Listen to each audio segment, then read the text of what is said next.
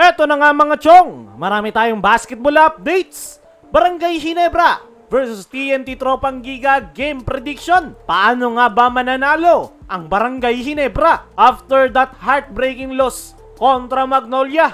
Marami ang nagtatanong, kaya pa ba ng Ginebra na bumawi? Especially now na makakalaban nila ang mas handa na TNT Tropang Giga with new weapons like Tyrus Hill at Gio Alalon. So in today's video, pag-uusapan natin ang game prediction, strength and weaknesses, at paano ba mananalo ang Ginebra kontra TNT.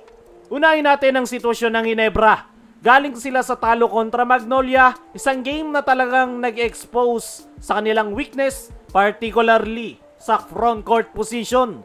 Without a consistent big man presence sa loob, hirap silang makakuha ng rebounds at maprotektahan ang painted area.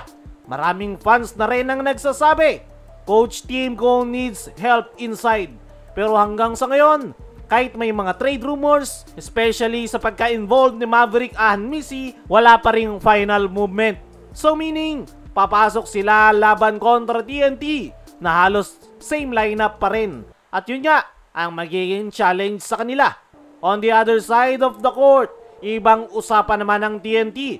This team look reloaded and ready. They added Tyrus Hill, isang athletic forward na kayang maglaro ng stretch 4, at si Gio Alalon naman na siguradong magdadala ng energy at defense sa backcourt.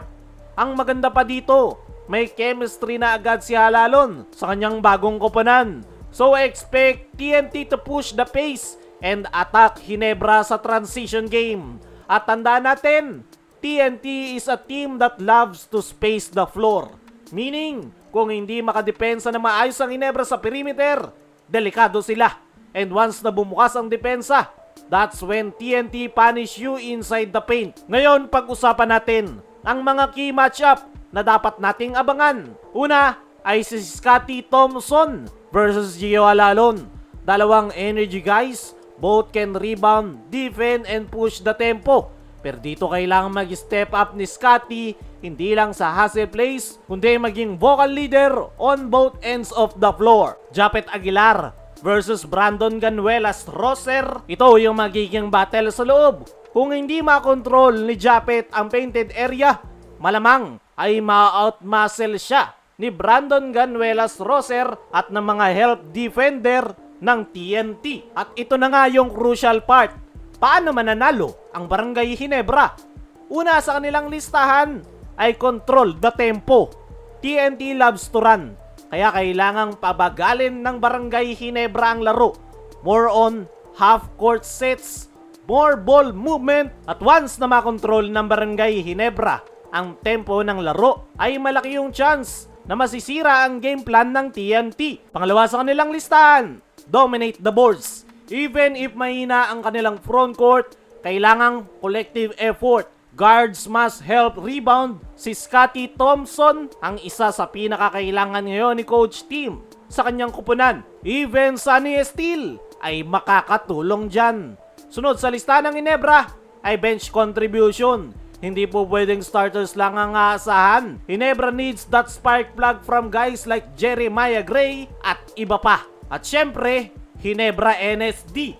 Kailangang may pamalas ng Barangay Ginebra ang kanilang never say die attitude. Sa totoo lang, kung stats at lineup ang pagbabasehan, mas liyamado ang TNT. Pero gaya nga ng kasabihan, bilog ang bola. At habang inaabangan natin yung bakbakan ng TNT at Ginebra, ay ito namang si Coach Shot Reyes ay may sinabi sa Barangay Ginebra. Expected nga na blockbuster ang bakbakan ng Ginebra at TNT Tropang Giga. Parehong title contender team, kaya dito natin makikita ang tunay na bakbakan ng dalawang kupunan. At ayon nga sa naging latest interview nitong si Coach Shot Reyes, isa raw ang Barangay Ginebra sa mga dangerous team sa PBA. Pero kumpiyansa itong si Coach Shot Reyes na magagawa nilang matalo ang Barangay Ginebra dahil meron nga daw mga problema si Coach Tim sa kanyang kupunan, at yun nga raw yung plano niyang i-take advantage. Pero kahit mataas ang kumpiyansa nitong si Shot Reyes, ay naniniwala pa rin siya na hindi basta-basta ang Barangay Ginebra,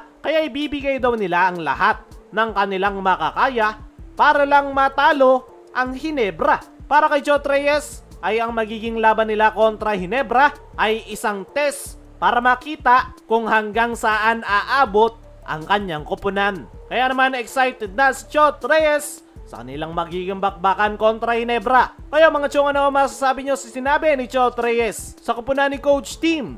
Sino naman sa tingin nyo ang makakakuha ng panalo? I-comment mo lang dyan sa ibaba.